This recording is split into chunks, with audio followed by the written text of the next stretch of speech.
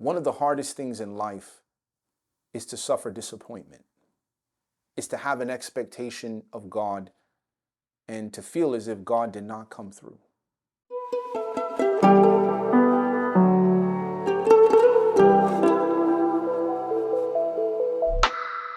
Welcome back to another session on how to be lost. Now, we are nearly coming to the end of our study looking at the very first sinners and Jesus' reaction and interactions with them and all that teaches us on how to be lost. So we're going to pick up our story in verse 16. And the Bible says, "To the woman he said, I will greatly multiply your sorrow and your conception. In pain you shall bring forth children. Your desire shall be for your husband, and he shall rule over you." Then to Adam he said, "Because you have heeded the voice of your wife, and have eaten from the tree of which I commanded you, saying, You shall not eat of it, cursed is the ground for your sake. In toil you shall eat of it all the days of your life. Both thorns and thistles it shall bring forth for you, and you shall eat the herb of the field.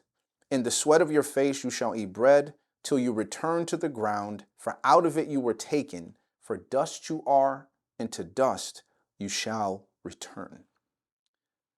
Verses 16 to 20 really, or verse 19 I should say, they introduce another principle of how to be lost, but in a very subtle way.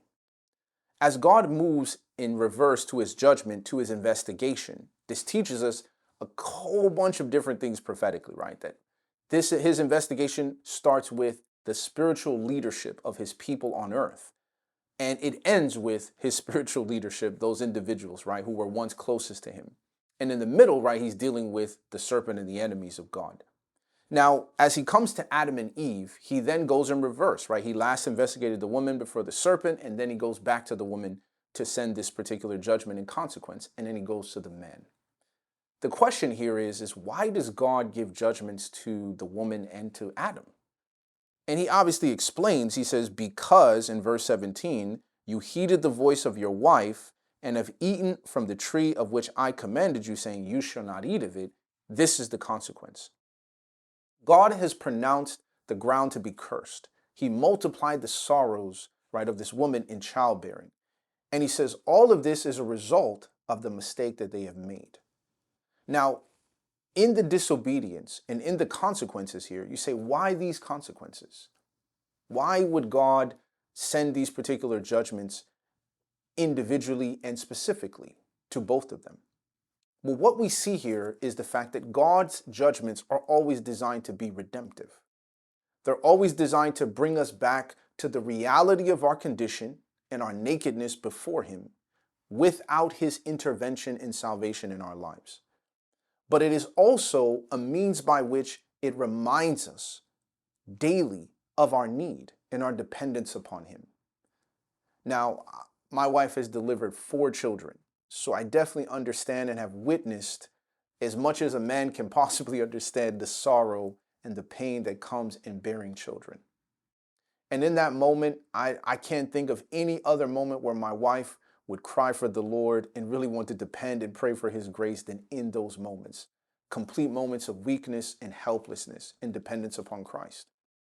And also as I come to the punishment on Adam and the consequence and the judgment that he sent to Adam, in the sweat of your face, you're going to till this ground. It's cursed for your sake. And this is what you're going to eat from it. And this is where you're going to work all the days of your life. He uses the exact same phrase when he's talking about the serpent. You're going to crawl on the dust all the days of your life.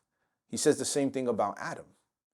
And in this consequence was the entire experience until he dies was going to be a struggle.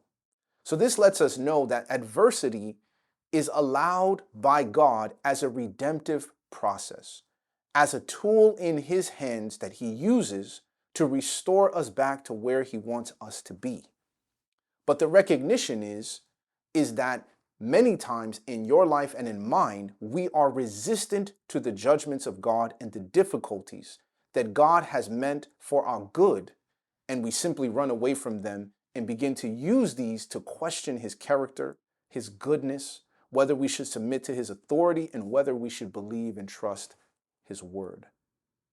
I have to tell you that One of the hardest things in life is to suffer disappointment, is to have an expectation of God and to feel as if God did not come through.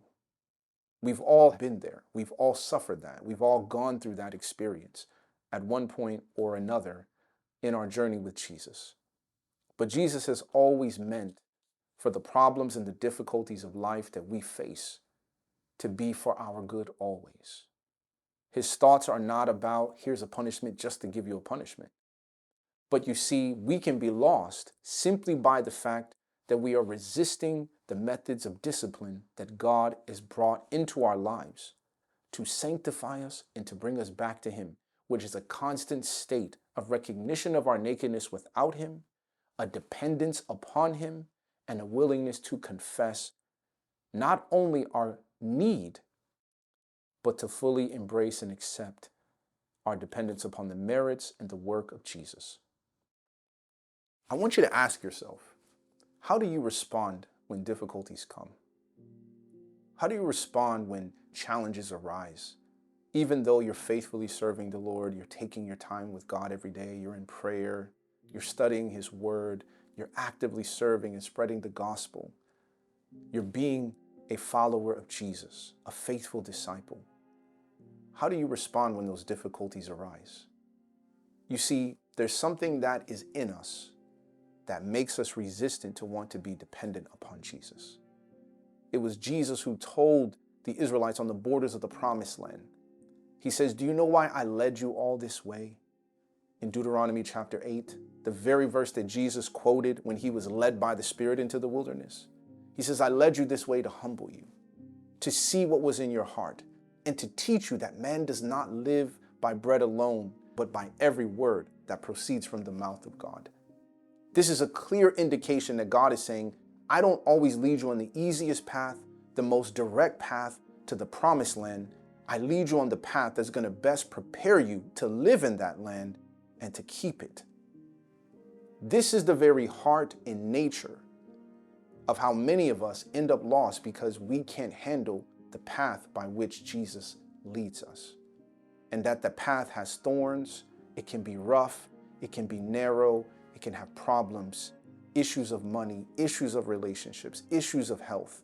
And we're saying to ourselves, where is the Lord? And why should I continue to trust and depend upon Him? But let me tell you something. The best thing that can happen to you or I is to find ourselves in a situation where we see no other hope except for Jesus, where we see no other way out of the situation except for Jesus, where we are willing to submit to that discipline and to allow Him to guide and to lead our lives and to trust that God is not going to waste my pain. God is not going to waste my sorrow, but that God is going to overrule it in His providence and make it work together for good. This whole section ends when the Bible says Adam called his wife's name in verse 20, Eve, because she was the mother of all living. Eve means life. Now, after these judgments have come, Adam's not blaming his wife. Adam is not looking at her and saying, oh man, this is this is your fault and now we're divided up. He looks at his wife and he gives her a name, Eve, which means life or vibrant or living. That's why my youngest daughter's name is Ava, for the same exact reason. And he looks at his wife and he says, you are the source of all living, but she is also the means by which he will come, that seed that is going to crush the head of the serpent. And so Adam rejoices to give Eve this particular name, to recognize the position that she's going to hold, that the struggle is going to be to bring forth that seed that is ultimately going to deliver us from the head of the serpent. So please, as we come towards the end of our series and our sessions, I don't want this point to be missed. Yes, we can allow Him to justify us. We can trust Jesus and believe in the merits of His death, His sacrifice, His resurrection, and His high priestly ministry. But the daily life, all the days of our lives, can be filled with toil and sorrow and difficulty. But these are God's chosen agents for purifying us, as gold.